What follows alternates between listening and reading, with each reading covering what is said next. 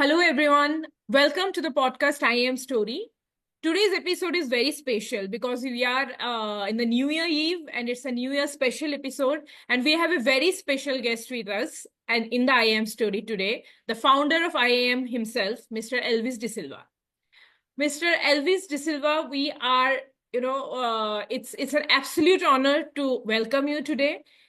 He has not only mastered the art of training, but also inspired and empowered a community of 900 trainers and countless business owners along this way, me being one of them. So welcome you, sir.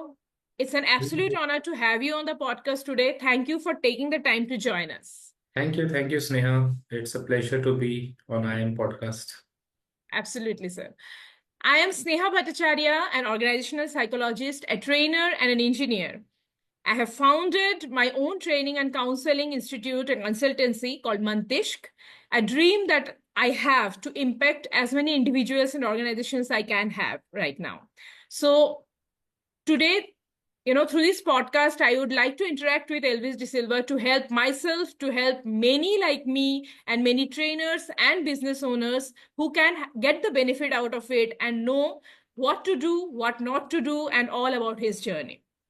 So Elvis, you have had an incredible journey from starting as a trainer to building a community of 900 trainers, right? Can you take us back to that point A? What sparked your passion for training and how you envision this today's point B? Okay, well, explaining that would be difficult because it's like, when you love doing something, you just love doing it. Like sometimes you may not know the reason. It's like, when you know the reason, it's said like in a boy and a girl relationship, if you love someone, you don't know why do they love them. Right. You do not have a reason. It's not logical. Right. If it's logical, then it's not love. So, passion for training has been something similar for me. Like, I don't know why, I just love training. I just love speaking, love sharing. So, yes, earlier it was very blurry because by qualification, I am an engineer in IT. And I didn't find my passion for coding. And I would struggle. My codes would have a lot of errors, no matter how much I would debug. Very relatable to, So, I guess, most of the engineers around. right. So, coding was not my passion. But yes, even then I would teach coding. I would not be able to, but I would able to teach coding. I would be able to cover all the concepts. I would Okay. take the 2 units in the classroom for my professors and teach that to the classroom, and they would like it. So that Right. was somewhere proof of concept for me that it was a glimpse that, hey, Elvis, you are called for training. And later, gradually, I realized when I struggled with coding, I started my career as a technical analyst at IBM. And so gradually, I transitioned into training. I confirmed that, yes, this is my calling. Okay. But having calling is one thing, having passion is one thing. But Mhm. many business owners, trainers, freelance trainers find it very difficult to scale it, to this level to get Mhm. this reach and have this impact. So Mhm. I'm sure you also have had your own set of challenges to reach here. So what were those and how did you overcome them? Can you just share with us? See, basically, if trainers want to scale, if they want to grow their training business, their training career, not just in terms of impact, but also in terms of income, they will have to stop thinking as a trainer. They'll have to start thinking training as a business. And so they cannot create this impact as well as income by going solo. They would need to have a team. They would need to have a team of dedicated people who have the same agenda, who have the same goals, who have the same drive and passion to impact lives. So this is my suggestion to all trainers who want to scale, who want to make it big, that start thinking as a businessman, yeah, and also learn business. So Right. business needs to be learned. Mhm. Else you will end up making a lot of mistakes. And then maybe you will somewhere down the line realize, hey, the 9 to 5 job as a trainer was good. Why did I at all come into business? Because business is something you need to learn business to do business. True. Yes. Hmm. So that So I is guess business. on Mhm. the similar line, we have a highly anticipated workshop coming up for business owners in January from you, right? Yes, yes. Can you give us a glimpse into what we can expect and how it will help all of us to transform our business? Because as you said, that Mhm. is the main agenda, that we have to look beyond training and look into the business side of it. Right. So yes, so this workshop is happening from the 2nd of Jan to Mhm. the 8th of Jan. Okay. The timings are around 7:30. Mhm. 7:30, I guess, 7:30 to 9. And in that, different aspects of building your business are going to be covered. Like in a business, you need people. So what is the first step? First step is screening, sourcing. Sourcing talent. How do you source? What are the different sources for sourcing? Mhm. Yes, so many business owners are facing challenges. Mhm. Not just business owners, anyone who wants to grow their business. Mhm. How do I get the talent? Where do I get the talent from? So that is one area, sourcing. The second is screening. Once Mhm. you source, how do you screen that yes, this is the right candidate? When I say screening, it basically means interviewing. How do you interview them? Mhm. What is the format? What is the template? What is the process of interviewing? Post that, once you get them, you onboard them, then is the KRAs. How do you tell them that, hey, yes, this is your KRA. Mhm. Yes, this is your key responsible areas. Then your KPIs, key performance indicators. Mhm. But whatever you're responsible for, these are the indicators that are going to tell me that you are performing well. Then Mhm. post that SOPs. In order to perform well, what is the standard operating procedure? So all these areas are going to be covered for anyone who wants to kickstart, who wants to build their business, who Right. like you said, they want to scale. Huh. So this is for all such individuals, and I'm doing it free of cost, Oh, and there are wow. no charges. Mhm. It's a 7 day, I call it a 7 day magic. It would definitely be a magic for many business, at least those who are just starting their business. Right. Sure, that will help a lot. So, Elvis, Yes. you have been a master of both online and offline training, right? If I'm Mhm. not wrong. Mhm. So, what advice would you give to, nowadays there are a lot of people who are into online coaching. Mhm. They have some kind of hesitancy towards going to offline thing, right? And Mhm. someone into offline who feels that online there are a lot of digital things that I need to learn and all this conflict is there. So I Right. would like to ask you, some advice that you would like to give to trainers and business leaders both Mhm. on how to adapt their strategies for the digital era as well as to keep them very relevant for the offline thing. Okay. So basically, I will just give a very general answer to this. I would recommend, see, basically, it's a choice.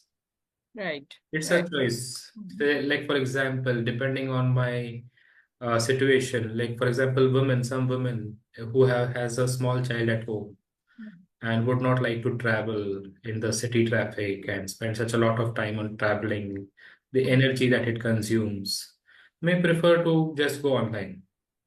Right. And someone who likes people, who, meeting people gives them a different energy, Mhm. they can prefer going offline. But what I recommend is, I would say go for both. Right. Go online as well as on offline. I'm Because a mother who has a small child but loves to meet people. great. So for Yes. people like us, yeah, it is both. Yes, you can even go for both. Mhm. Uh, Ultimately, there is no right and wrong. It's your personal choice. But I would recommend if you go for both because both complement each other. Now, the thing in online when you compare to offline is the scalability. Mhm. Like, for example, I run a batch of trainers commando training, Mhm. and I had 70 trainers. If the same thing, if I want to do offline, I would need to have a classroom. I would need to do all the other provisions of the infrastructure. People would have to travel all the way, and only the people in surround my surrounding would be able to attend that. Mhm. But I had trainers across the globe, even people from different states out of India. So scalability is one profit, pro of online.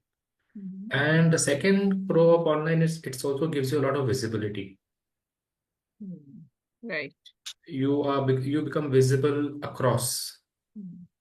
which if in offline you would be just restricted, and online can also lead to offline. Yeah. Because now you Definitely. become online visible to everyone. So Mm. you can also, people may also call you, hey, we would like you to see you in person. We would like you to come and do an offline training for us.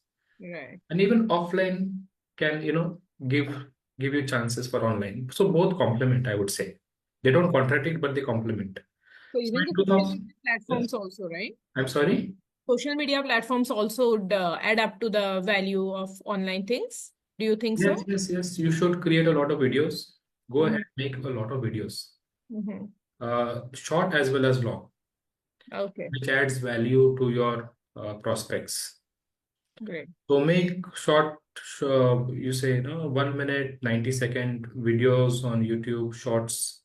Make Mm-hmm. reels on Instagram, a 90-second reel. Also on YouTube, make longer format videos of 15, 20 minutes on any one topic. Take any one topic, what your prospect needs, and make a video.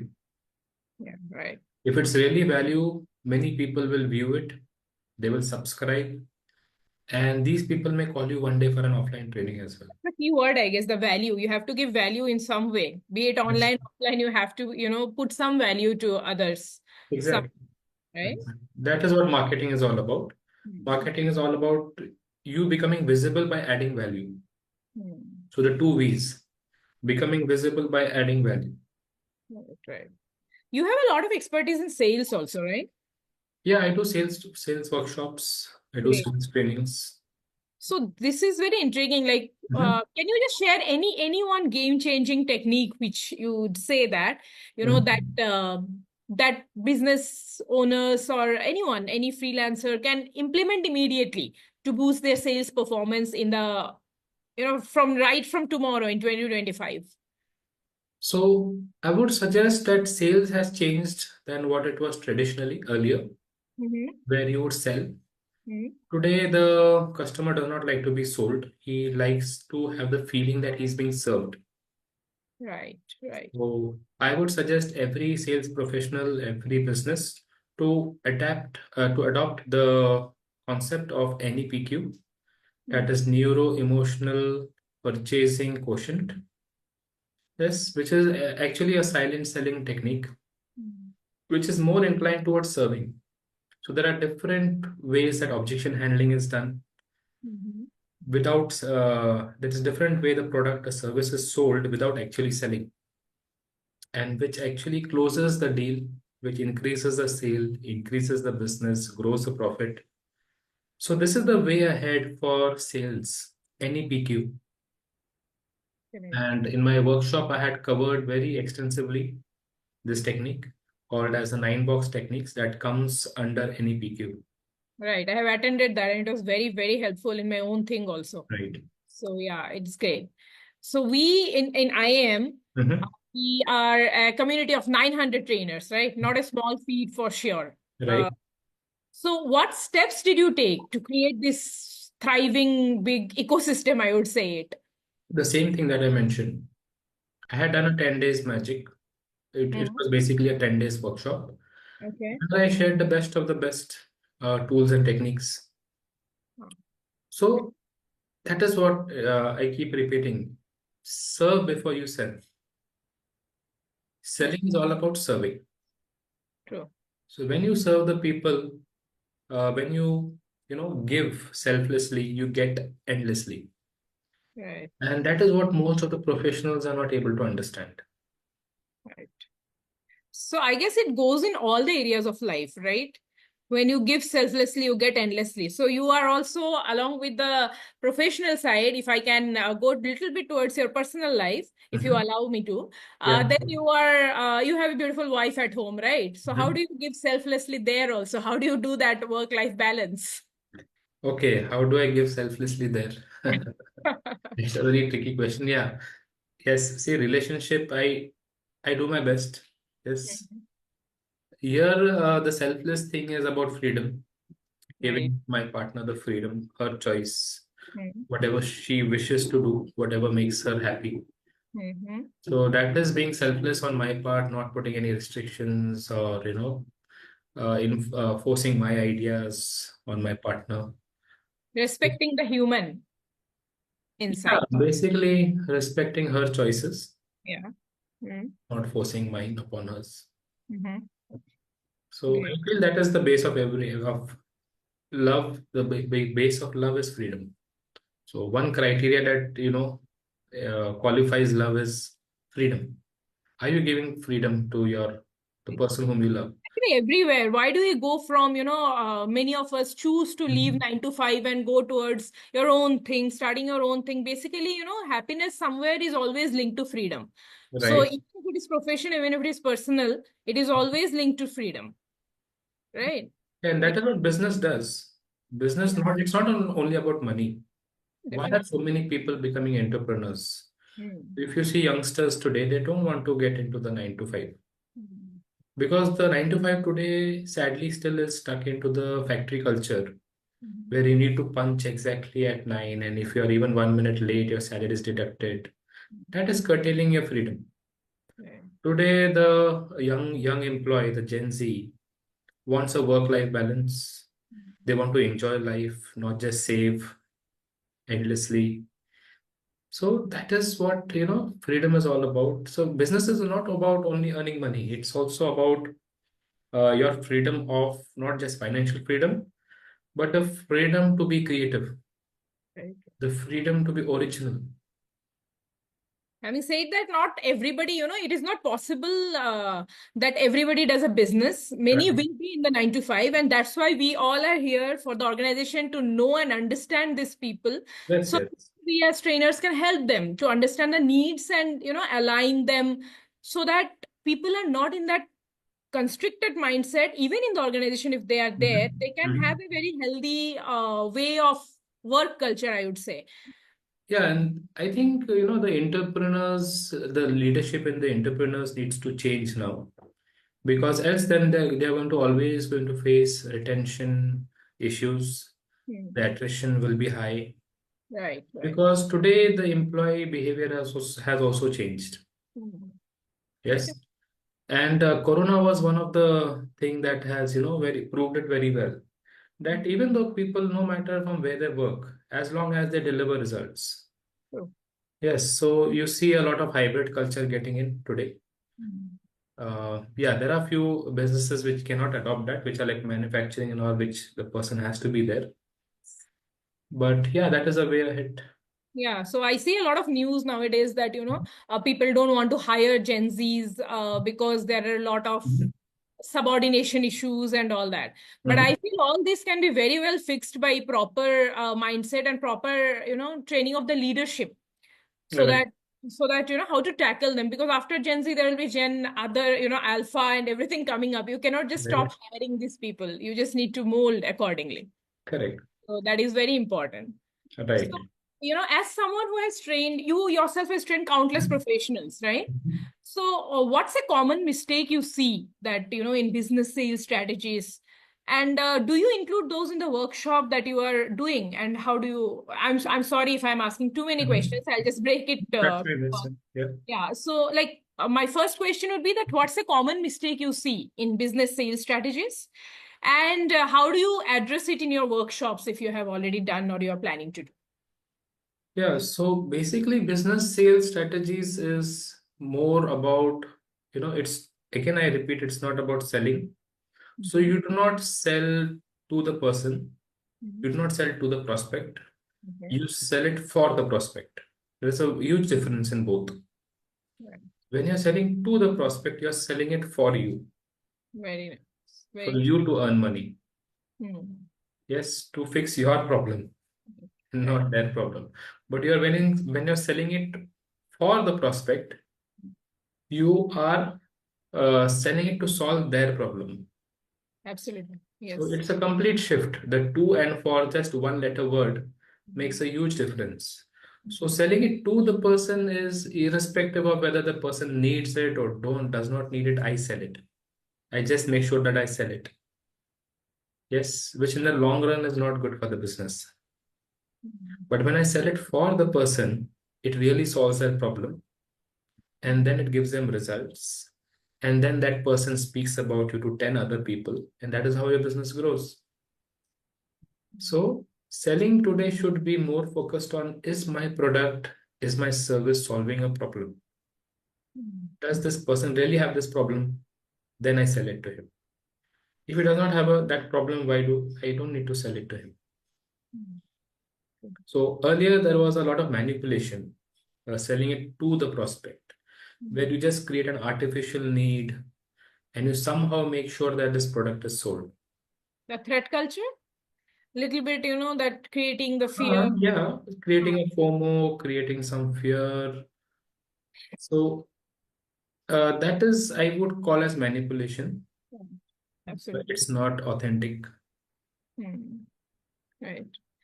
So, there are a lot of people who are thinking to start the business but not ready to take that step. You know, Mhm. there are a lot of risks. We all know there are a lot of risks that are involved in the process. So, Mhm. if at all they want to start very badly, Mhm. two questions are here. Number one, Mhm. what steps they should take today to start moving towards that point? And number two, how they connect with you for the guidance. Okay. So if they want to get into business, okay, they want to transition from a 9 to 5 or from whatever to business. Mhm. So, see, I don't say it's a risk. There is Mhm. nothing called as a risk. I would say calculated risk, yes. There's Calculate. calculated risk because there are some factors which you're not counting, unforeseen things that could happen. Like, for example, Corona, that happened. Mhm. Yes, but you need to first have a very good proof of concept, a good market analysis at whatever product, whatever service you're trying to launch. Is it really required? And how do you know that it is really required? What surveys, what ground check have you done? How many people have you spoken to? What gap analysis have you done in the market? What are the products that are already there and what gaps have you found? So Right. all that groundwork needs to be done before you get into business. Mhm. And also before getting, you cannot just overnight say, from tomorrow I'm going to do business. I'm into a 9 to 5. You need to have your own backup, financial backup. Mhm. Yes, at least for a year or two, because business is not going to shoot up overnight. It will take time. Mhm. So you need to have it, you need to do a pipelining. Mhm. Like both need to go side by side, and Mhm. then gradually you change the track. Right. So I would say first do a good POC, proof of concept. Mhm. Is this product really required? Don't just do brainstorming in isolation, sitting in one room on your sofa. Right. Go out, check, speak to people who are into business. We Mhm. speak to people who have failed, who are really doing business. Mhm. Just because you have done an MBA does not mean that you are a very great businessman. Agree. Okay, you are learning business, sorry to say, from people who have never done business. Who True, have actually, biggest businessmen have not done, don't have that degree with them, you know, Mhm. mostly. Nowadays, yeah, you need degree everywhere. Mhm. No disrespect to any degree holder, but it's all about idea and market understanding. Right. Mm. Your qualification gives you a good chance, a good fair idea, but practical realities are very different. Yes, you need to check that. And most important, know the realities, know the financial commitments that you have. Mm. Do a planning, a budgeting. Yes, Yeah. do not invest much in the initial stages. Mm. Try to do as much as possible without investing much. Mm. Earn money, like if you earn 100, keep 30% aside for reinvestment. If you earn 1,000, then 300. When you earn 10,000, 3,000. So that is how it's like a ladder. Okay, you don't just blindly invest and then you become bankrupt. Right. So can they connect with you for guidance? Definitely, definitely. Okay, and how do they do that? If they're watching this, my details will be there in this podcast. Mhm. My credentials like the mobile number and other contact details. Right. Okay, now let's move towards a very exciting news. Mhm. Your first book, Vitamin L, right? It's Right. launching tomorrow. Tomorrow, Yes. 2nd Jan. Or tomorrow, right? Tomorrow, first of Tomorrow, Jan. right? 1st of Jan. Great. So can you share like what it's all about and how do you feel to launch your first book? What I'm sure there'll be a lot of story regarding the book also. So do you like to share some of it? Yeah, this book actually I have been conceptualizing it for quite since like maybe 3 years around. I was always thinking and I was procrastinating, getting busy into other works and all. Mhm. So finally, this book is releasing on the first. It's getting published.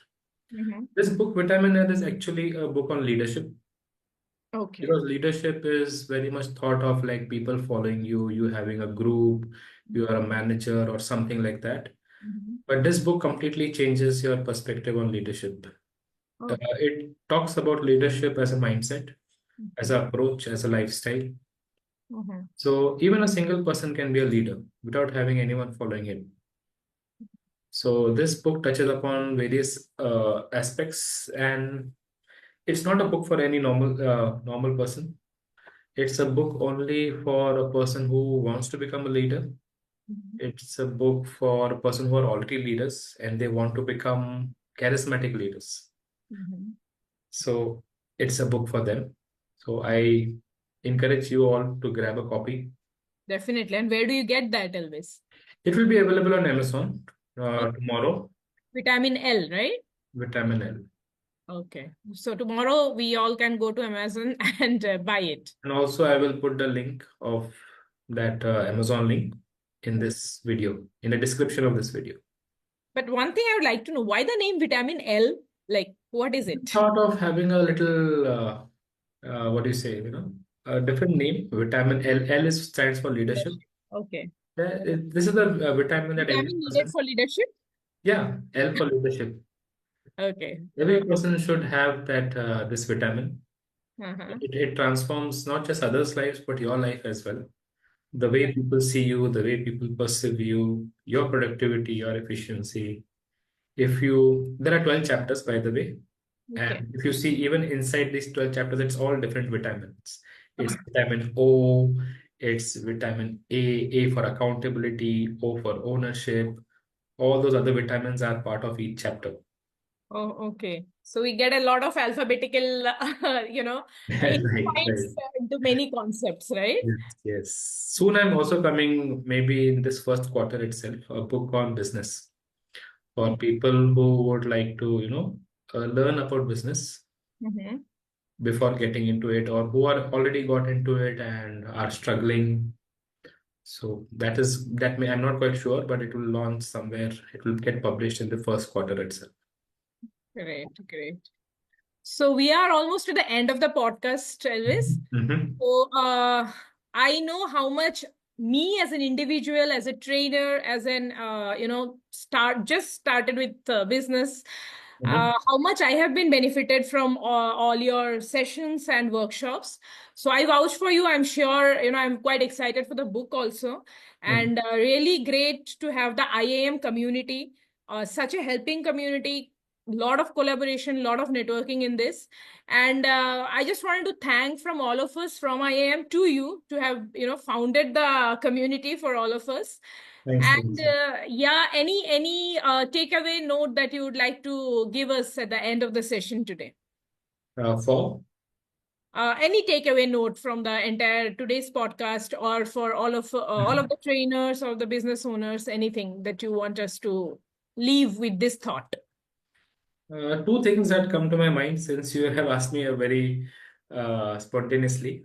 The very first two things that come to my mind first is serve. Right. Business is not just about making profit. Definitely, you'll make profits. Definitely, you will earn money. Mhm. But first, open your fists. Many of us suffer from this, Close to. closed fist syndrome. Right. Okay, Right. I only want to get, but I will not give. Right. First, give, and when your palms open, you will also get. Very true. Yes. So this is the first thing for trainers, for sales people. See what you can give Hmm. in any relationship, whether it's personal or professional. Get into any relationship only if you want to be a giver. Hmm. Yes. Right. Even as a professional, give. And that is what marketing is all about. You have some knowledge, do some webinars, make some videos, tell the people, hey, I have something to give you. Right. Then people will tell you, hey, I want something more.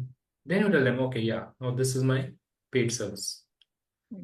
So that is one thing. Secondly, I would say do not shy from using technology. Right. not Very shy from using AI.